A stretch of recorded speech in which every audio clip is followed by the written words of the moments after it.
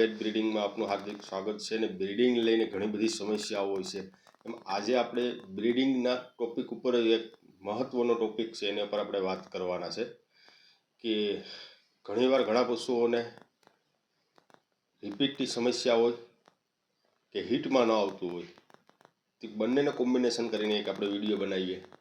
આજ એવી એક નેચરલ વસ્તુની વિશે આપણે વાત કરવાના છે કે એનાથી આપણને 100% રિઝલ્ટ મળશે.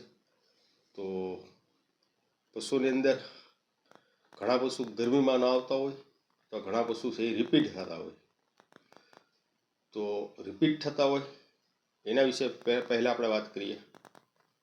તો સૌપ્રથમ એની મૂળભૂત ચીજ કે એક તો બચ્ચાદાનીનું ઇન્ફેક્શન, મિનરલની ઉણપના લીધે પશુ ઘણીવાર હીટમાંય નથી આવતું ને હીટમાં આવે તો રિપીટ થાય છે. આ બંને વસ્તુનું એક જ વસ્તુનું કારણ હોય છે, એક તો બચ્ચાદાનીનું સંક્રમણ ને મિનરલની ઉણપ.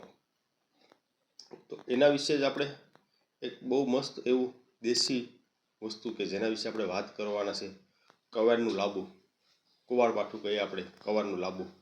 કવારનું લાંબુ છે એ મિનરલ કેલ્શિયમથી ભરપૂર માત્રામાં હોય છે. બચ્ચાદાનીના વિકાસ માટે બહુ મહત્ત્વની ભૂમિકા ભજવે છે. બચ્ચાદાની 4-5 વર્ષનું પાડી કે વાસળીની બચ્ચાદાનીના વિકાસમાં પણ તેનો ઉપયોગમાં લેવામાં આવે છે. રિપીટ બ્રીડિંગના કેસની અંદર પણ કુવારપાઠુંનો, કવારના લાંબુનો ઉપયોગ લેવામાં આવે છે. ત્યારબાદ તો એને કેવી રીતે આપવું?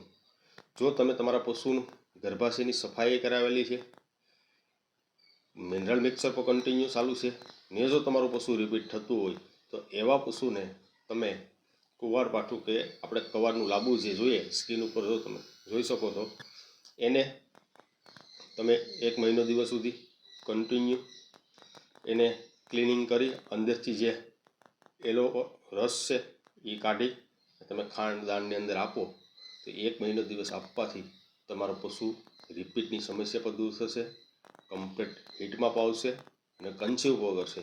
અને જે પશુ હીટમાં આવતું નથી એ પણ હીટમાં આવી જશે, એ પણ કન્સીવ કરશે.